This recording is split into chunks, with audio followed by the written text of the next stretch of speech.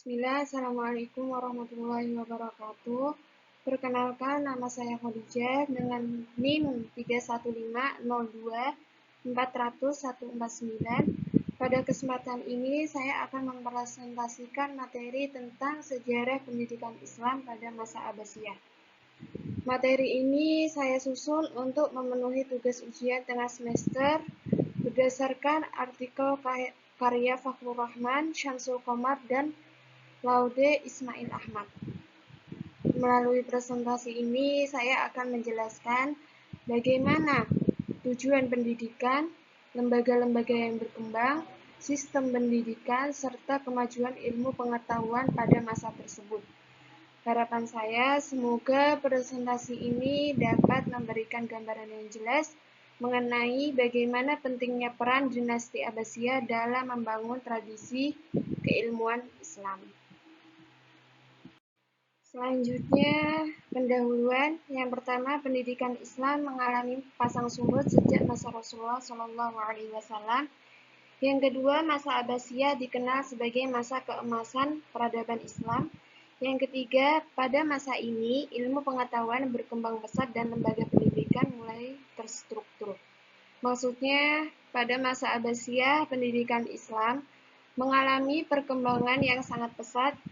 Jika sebelumnya pendidikan masih sederhana dan berpusat di masjid, maka pada masa Abbasiyah muncul berbagai lembaga, sekolah, hingga universitas.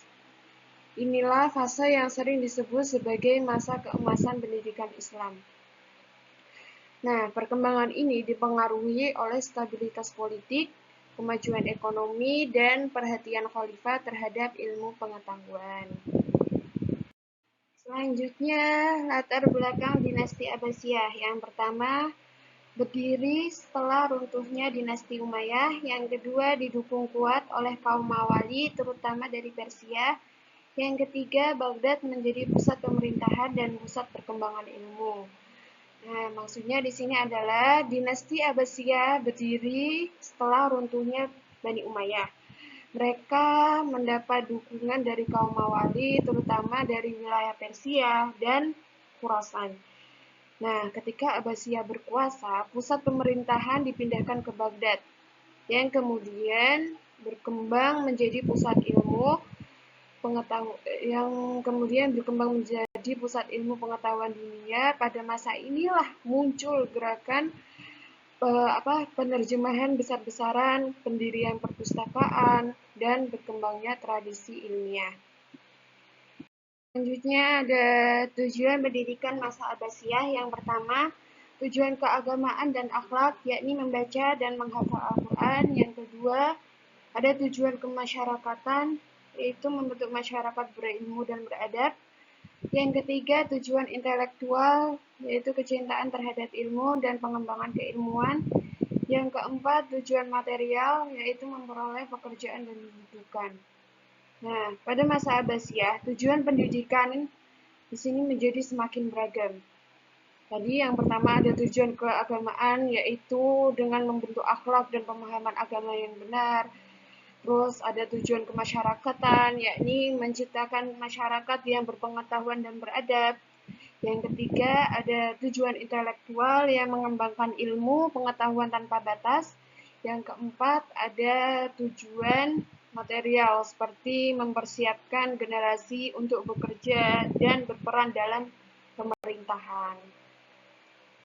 Selanjutnya ada kutab sebagai pendidikan dasar. Yang pertama, kutab itu sebagai tempat belajar, menulis, dan membaca. Yang kedua, dia sudah ada sebelum Islam. Dia berkembang pesat pada masa Abbasiyah. Yang ketiga, mengajarkan Al-Quran, baca tulis, dan bahasa Arab dasar. Maksudnya di sini adalah lembaga pendidikan paling mendasar pada masa itu adalah kutab.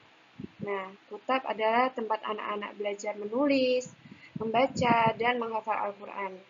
Kutab itu sebenarnya sudah ada sebelum Islam, namun berkembang pesat pada masa Abbasiyah. Kutab ini menjadi fondasi awal sebelum siswa melanjutkan ke jenjang pendidikan yang lebih tinggi. Selanjutnya, pendidikan istana dan toko kitab. Di sini ada pendidikan istana dan toko kitab. Pendidikan istana yakni dikhususkan untuk anak pejabat dan keluarga khalifah, dan kurikulumnya itu lebih lengkap dibanding kitab. Kalau toko kitab, dia menjual buku-buku ilmu pengetahuan, menjadi tempat diskusi ulama, sastrawan, dan ilmuwan, serta berkembang menjadi pusat pemikiran ilmiah.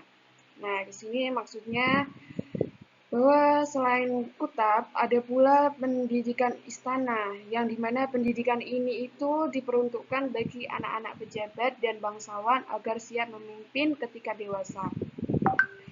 Nah, kurikulum mereka itu lebih eksklusif dan disesuaikan dengan kebutuhan pemerintahan.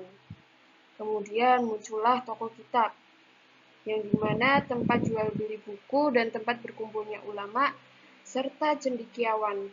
Di toko kitab ini mereka berdiskusi, berdebat, dan bertukar gagasan. Fungsinya mirip seperti kafe ilmu pada masa sekarang. Selanjutnya ada masjid sebagai pusat pendidikan. Yang pertama, masjid itu berfungsi sebagai tempat sholat sekaligus pusat pendidikan. Yang kedua, kegiatannya ada halaqah, kajian kitab, dan diskusi ilmiah. Yang ketiga, dia dilengkapi perpustakaan dan ruang belajar. Maksudnya di sini adalah masjid itu tetap menjadi pusat pendidikan yang penting. Di masjid biasanya terdapat halaqah-halaqah, yaitu lingkaran kegiatan belajar yang diikuti murid-murid. Biasanya dia di bawah bimbingan seorang ulama. Nah, di masa Abbasiyah, fungsi masjid itu semakin bertambah. Bisa sebagai tempat diskusi, perpustakaan, hingga laboratorium pemikiran. Banyak ilmuwan besar tumbuh dari halaqah masjid.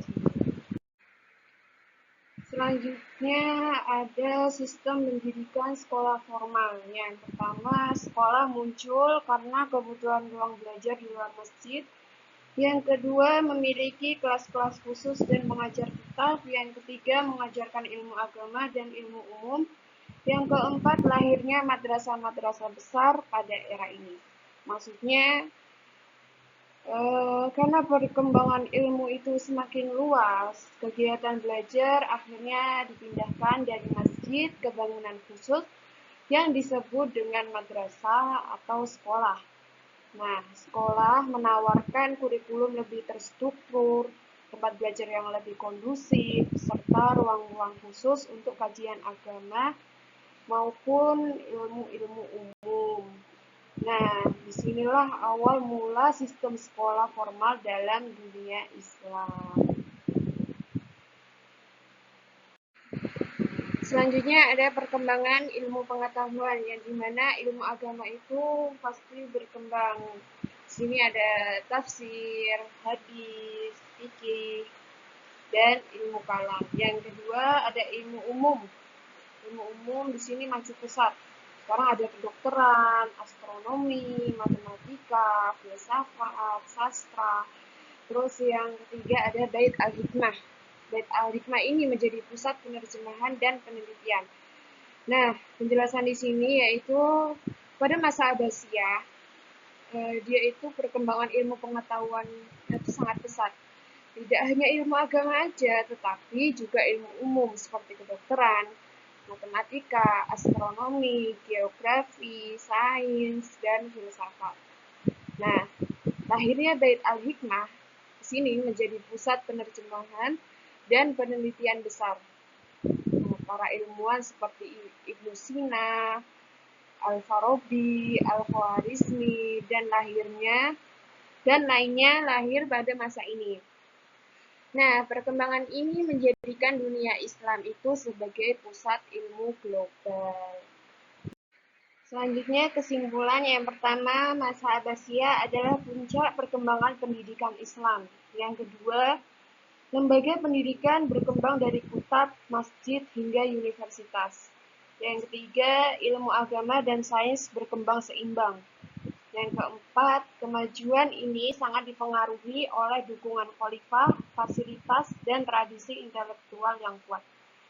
Nah, di sini sebagai kesimpulan, pendidikan Islam pada masa Abbasiyah itu mengalami perkembangan luar biasa karena didukung oleh politik yang stabil, ekonomi yang kuat, dan perhatian besar dari para khalifah terhadap ilmu. Nah, berbagai lembaga seperti kutab, sekolah, masjid, hingga universitas menjadi penopang munculnya generasi ilmuwan besar. Nah, pada masa Abbasiyah benar-benar menjadi tonggak kejayaan pendidikan Islam yang berpengaruh bagi dunia hingga saat ini. Terima kasih, demikian presentasi saya mengenai sejarah pendidikan Islam pada masa Abbasiyah. Dari pembahasan ini dapat kita pahami bahwa pendidikan Islam itu berkembang sangat pesat pada masa Abbasiyah. Seiring dengan tumbuhnya lembaga-lembaga ilmiah, sekolah, madrasah, masjid sebagai pusat belajar, hingga lahirnya para ilmuwan besar yang memberikan kontribusi besar bagi dunia Islam dan peradaban manusia. Semoga materi ini tidak hanya menambah wawasan kita tentang sejarah pendidikan, tetapi juga menjadi pelajaran berharga bahwa kemajuan suatu peradaban sangat bergantung pada perhatian terhadap ilmu pengetahuan. Terima kasih atas perhatiannya. Akhir kata, wassalamualaikum warahmatullahi wabarakatuh.